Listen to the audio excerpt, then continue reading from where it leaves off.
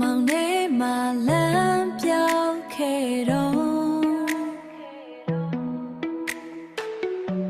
ကိုယ်နှလုံးကမျက်ရည်တွေပြေခဲ့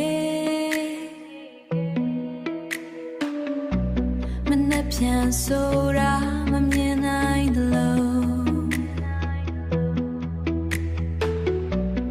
ယုံကြည်မှုတွေပျောက်ဆုံးခဲ့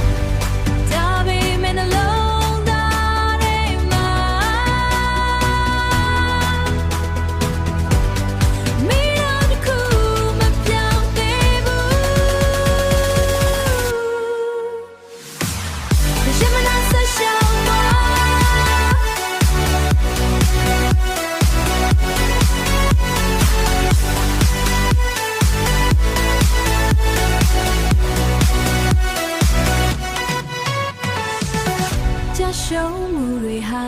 သင်ခန်းစာမျက်ရည်တွေဟာအားတစ်ခုအောင်မြင်မှုဆိုတာမပြတ်မရွေးဆက်ရှောက်